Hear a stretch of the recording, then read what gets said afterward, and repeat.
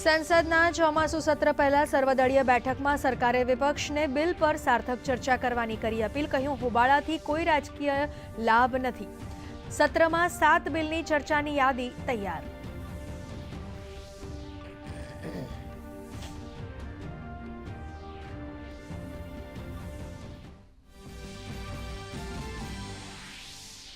કેન્દ્રીય ગૃહમંત્રી અમિત શાહે પશ્ચિમ બંગાળના કોલકાતામાં અમૂલના વિશ્વના સૌથી મોટા દહીં ઉત્પાદન પ્લાન્ટનો કર્યો શિલાન્યાસ. તો અગાઉ કોલકાતામાં અમિત શાહ દેશના પ્રથમ શબ્દ સંગ્રહાલયનું પણ કર્યું ઉદ્ઘાટન. કહ્યું, ભાષા વગર સંસ્કૃતિ અધૂરી.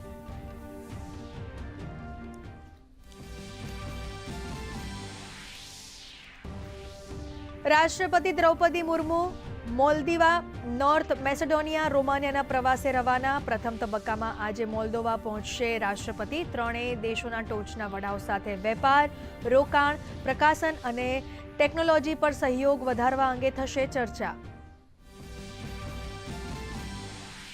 અમદાવાદની ફટાકડા ફેક્ટરીમાં બ્લાસ્ટની તપાસ માટે કરાઈ એસઆઈટીની રચના. આજે આરોપી મેહુલ ડોડિયા, સંચાલક રમીલાબેન સહિત ભાગીદારી સાદિકની કરાઈ છે ધરપકડ. તો બીજી તરફ ગેરકાયદે ફેક્ટરી પર ચલાવી દેવાયું બુલડોઝર.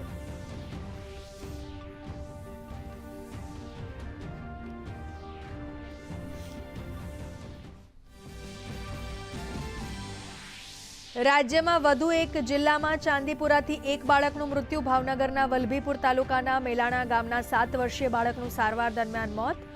આરોગ્ય વિભાગ થયું એલર્ટ.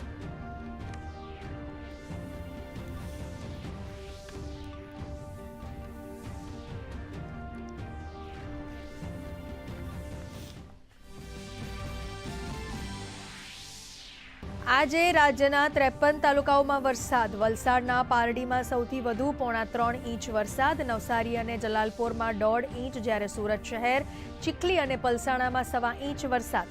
આગામી 7 દિવસ રાજ્યમાં છૂટાછવાયા વરસાદની આગાહી. દેશના અનેક રાજ્યોમાં વરસાદી તબાહી. જમ્મુ કાશ્મીરમાં પૂરની સ્થિતિ પર ગૃહમંત્રી અમિત શાહે રાજ્યપાલ અને મુખ્યમંત્રી સાથે કરી વાતચીત. નાગાલેન્ડમાં ભૂસ્ખલનથી 8ના મોત.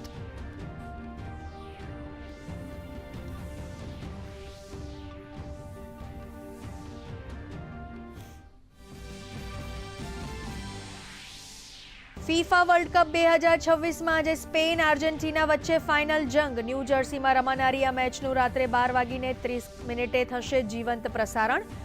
મેસી અને યામલની ટક્કર પર સમગ્ર વિશ્વની રહેશે નજર.